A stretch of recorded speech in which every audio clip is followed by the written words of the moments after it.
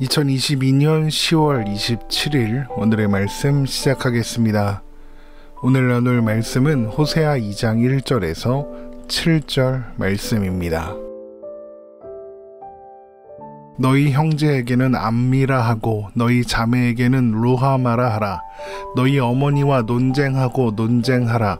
그는 내 아내가 아니요 나는 그의 남편이 아니라. 그가 그의 얼굴에서 음란을 제하고 그 유방 사이에서 음행을 제하게 하라. 그렇지 아니하면 내가 그를 벌거벗겨서 그 나던 날과 같게 할 것이요 그로 광야같이 되게 하며 마른 땅같이 되게 하여 목말라 죽게 할 것이며 내가 그의 자녀를 국률이 여기지 아니하리니 이는 그들이 음란한 자식들 이민이라. 그들의 어머니는 음행하였고 그들을 임신했던 자는 부끄러운 일을 행하였나니 이는 그가 이르기를 나는 나를 사랑하는 자들을 따르리니 그들이 내 떡과 내 물과 내 양털과 내 삶과 내 기름과 내 술들을 내게 준다 하였음이라. 그러므로 내가 가시로 그 길을 막으며 담을 쌓아 그로 그 길을 찾지 못하게 하리니 그가 그 사랑하는 자를 따라갈지라도 미치지 못하며 그들을 찾을지라도 만나지 못할 것이라. 그제야 그가 이르기를 내가 본 남편에게로 돌아가리니 그때에 내 형편이 지금보다 나았음이라 하리라. 아멘. 하나님은 호세아에게 음란한 여자와 결혼하여 음란한 자식을 낳으라고 말씀하셨습니다. 그래서 호세아는 고멜을 아내로 맞이했고 이스르엘 로루하마 로암미를 낳았죠. 이런 호세아의 가족은 하나님과 이스라엘 사이의 관계를 보여주는 모습입니다. 하나님은 이스라엘을 사랑하시고 아내로 삼으셨습니다.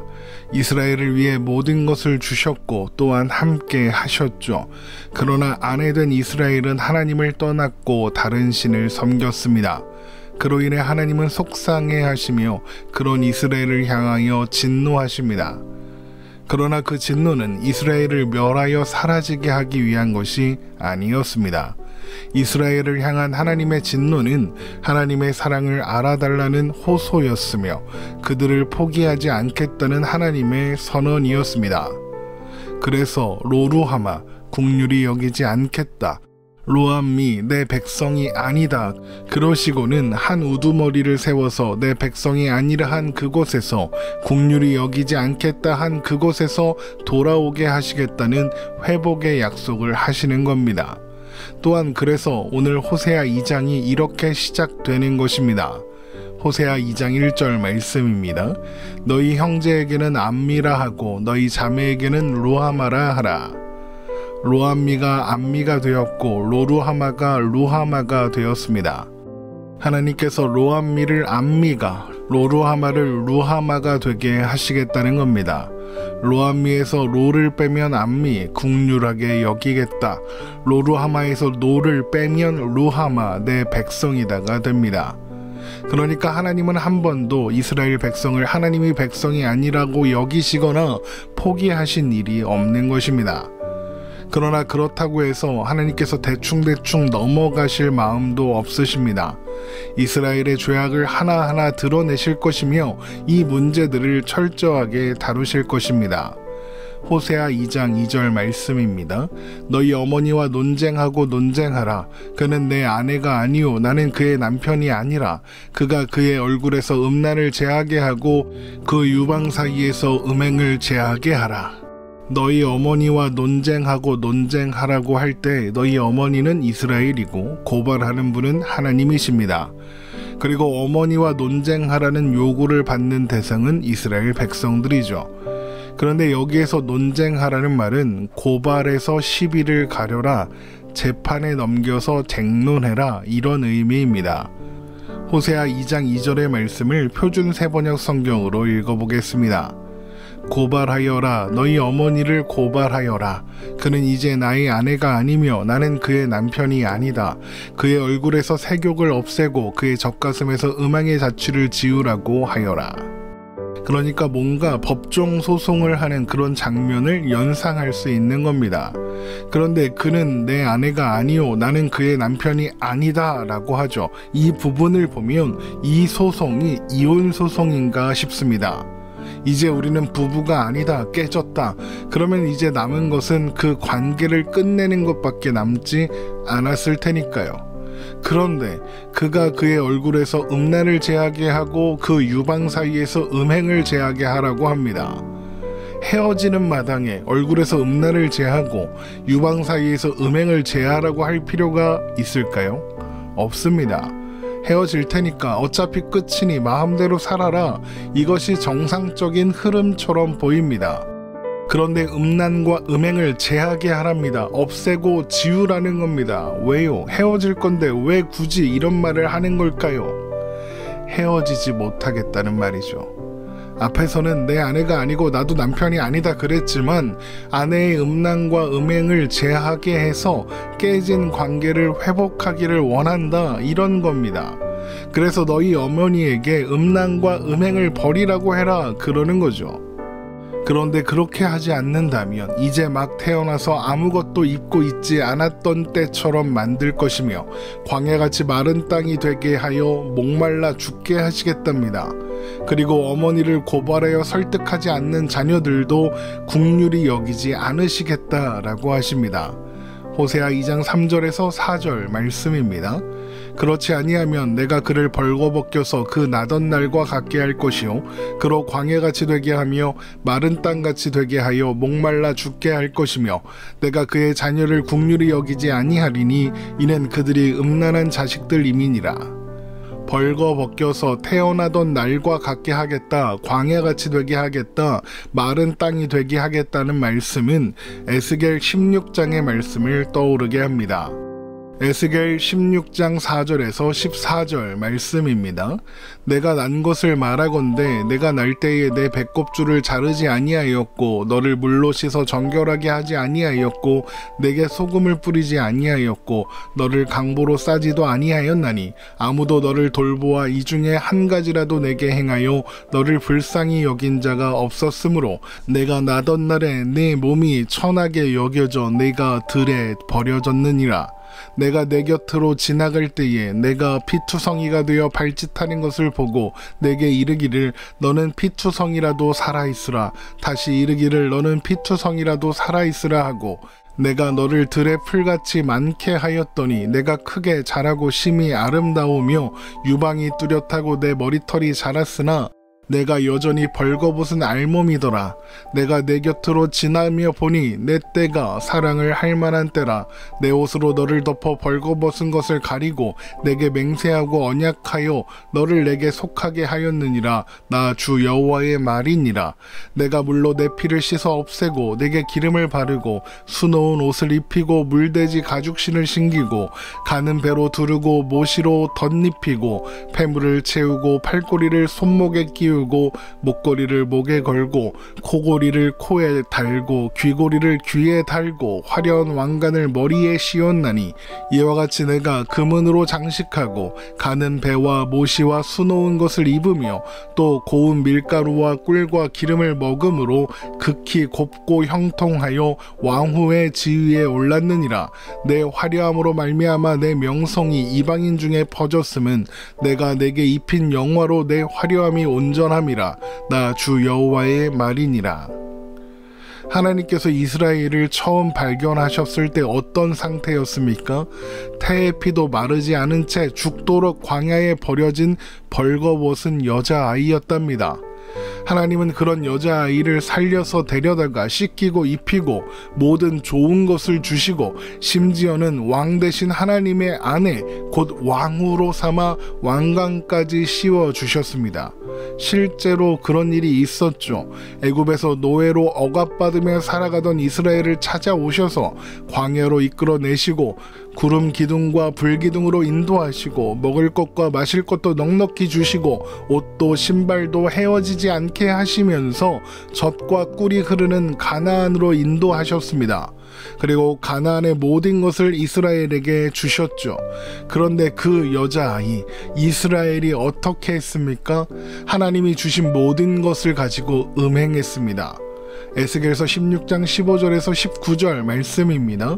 그러나 내가 내 화려함을 믿고 내 명성을 가지고 행음하되 지나가는 모든 자와 더불어 음란을 많이 행함으로 내 몸이 그들의 것이 되도다. 내가 내 의복을 가지고 너를 위하여 각색으로 산당을 꾸미고 거기에서 행음하였나니 이런 일은 전무후무하니라.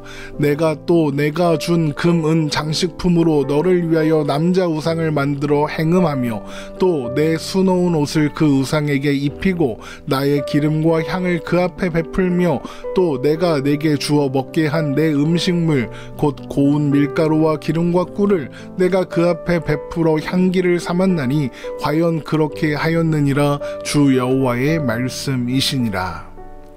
이스라엘이 음행을 하는데 그 사용하는 모든 것을 누가 주셨다고 합니까? 하나님이 주셨습니다. 그런데 이스라엘은 하나님이 주신 것으로 우상을 섬긴 겁니다. 자신을 위해 모든 것을 내어주신 남편을 버리고 다른 남자와 음행을 한 것입니다.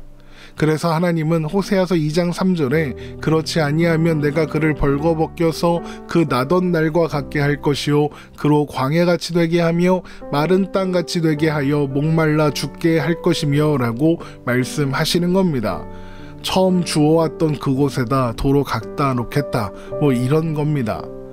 또한 그동안 자녀로 키운 너희들도 국리를 여기지 않겠다라고 합니다. 호세아 2장 4절입니다. 내가 그의 자녀를 국리를 여기지 아니하리니 이는 그들이 음란한 자식들임이니라. 그의 자녀라는 말에서 이미 이것이 어떤 의미인지 드러나고 있죠. 너희는 너희 어머니의 자식은 맞을지 몰라도 내 자식은 아니다. 왜인 줄 아느냐? 너희는 너희 어머니가 음행을 해서 낳은 자식이기 때문이다. 이런 겁니다. 호세아 2장 5절의 말씀입니다.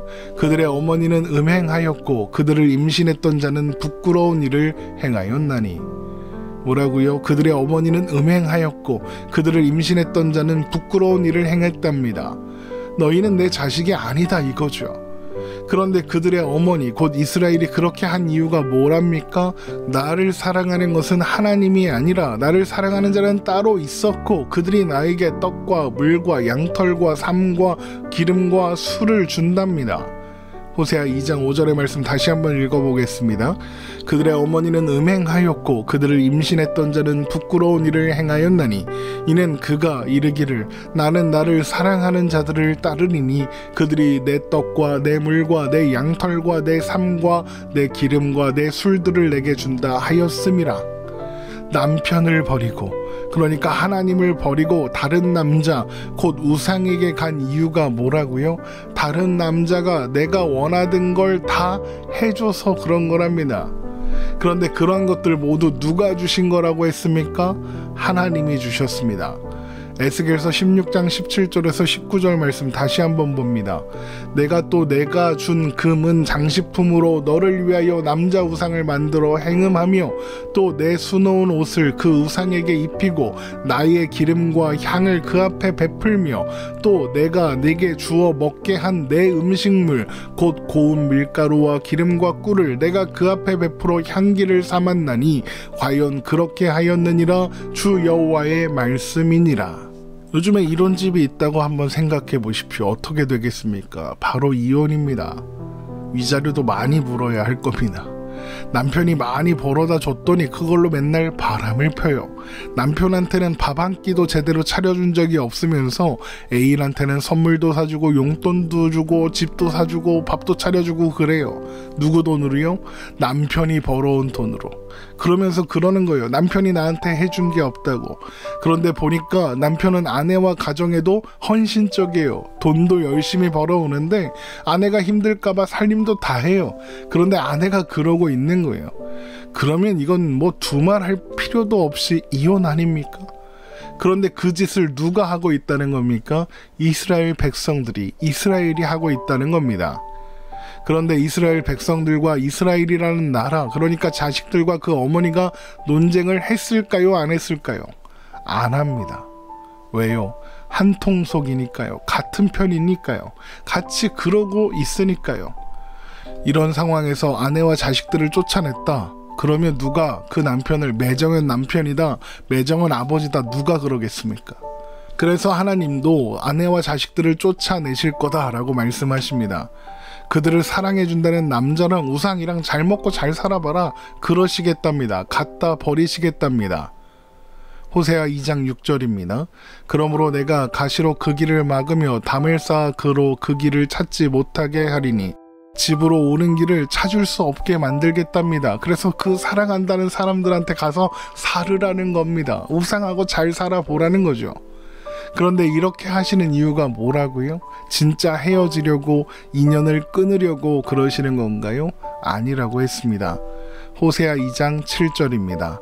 그가 그 사랑하는 자를 따라갈지라도 미치지 못하며 그들을 찾을지라도 만나지 못할 것이라. 그제야 그가 이르기를 내가 본 남편에게로 돌아가리니 그때 내 형편이 지금보다 나았음이라 하리라. 알게 하려는 거랍니다. 무엇을요? 나를 진짜 사랑하는 건 내 남편밖에 없구나. 본 남편 하나님밖에 없구나. 나를 진짜로 사랑하시는 건 아버지밖에 없구나. 이스라엘을 진짜로 사랑하시는 건 하나님밖에 없구나. 이걸 알게 하시려고요. 그걸 처절하게 확인하고 깨닫게 하셔야 하는 이유는 뭘까요? 평생 그러고 후회하고 살라는 걸까요? 아니요. 남편이 없으면 어떻게 되는지 봤지. 그러니까 이제 다시는 그러지 마. 그러려고요. 하나님 없으면 안 된다는 거 알았지. 봤지. 겪었지. 그러니까 이제 다시 그러지 마. 그러시려고요. 호세아 2장 14절에서 16절 말씀입니다. 그러므로 보라, 내가 그를 타일러 거친 들로 데리고 가서 말로 위로하고 거기서 비로소 그의 포도원을 그에게 주고 아골 골짜기로 소망의 문을 삼아 주리니 그가 거기서 응대하기를 어렸을 때와 애굽 땅에서 올라오던 날과 같이 하리라. 여호와께서 이르시되 그날에 내가 나를 내 남편이라 일컫고 다시는 내 바알이라 일컫지 아니하리라. 화를 내시는데, 그래서 막 갖다 버리겠다 그러시는데 사랑은 포기하지 않겠다는 겁니다. 여러분, 이것이 하나님과 우리의 관계입니다. 우리는 우리가 누리고 사는 모든 것들을 세상이 준다고 생각하며 삽니다. 그래서 세상을 향해서 자꾸만 가게 돼요. 그런데 그런 세상에서 우리는 자꾸만 세상이 나에게 줄 수 있는 건 아무것도 없다는 것을 확인하는 삶을 살게 돼요. 세상에 내 맘대로 되는 일이 하나도 없다는 걸 자꾸만 확인하게 돼요. 그런 삶을 자꾸 살게 돼요. 왜 자꾸만 그런 삶을 살게 되느냐? 하나님이 우리를 향한 사랑을 포기하지 않으셔서 그래요. 우리는 맨날 그렇게 못났고 미련하고 실력이 없는데 하나님이 그런 우리를 포기하지 않고 우리가 살아가는 그 삶을 통해 나의 한계를 발견하고 그래서 하나님을 찾을 수밖에 없는 자리로 가게 하시기 때문에 그런 거예요. 그래서 우리는 우리의 삶에 좌절하거나 낙심할 필요가 없는 거예요. 그 일을 통해서 이 세상에서 가장 좋은 것보다 훨씬 더 좋은 하나님을 발견하게 될 테니까요. 히브리서 12장 5절입니다. 또 아들들에게 권하는 것 같이 너희에게 권면하신 말씀도 잊었도다. 일러스되 내 아들아, 주의 징계하심을 경히 여기지 말며 그에게 꾸지람을 받을 때에 낙심하지 말라. 도무지 답이 없어 보이는 이스라엘도 포기하지 않으신 하나님이십니다. 그런데 그분이 우리 하나님이십니다. 이것을 잊지 않기로 하고 나를 사랑하시는 하나님을 바라보며 그 하나님 곁에 꼭 붙어 있기로 하는 우리가 되기를 주님의 이름으로 축원합니다. 오늘 말씀 이렇게 마치겠습니다. 오늘도 하나님 꼭 붙들고 사는 우리가 되기를 주님의 이름으로 축원합니다.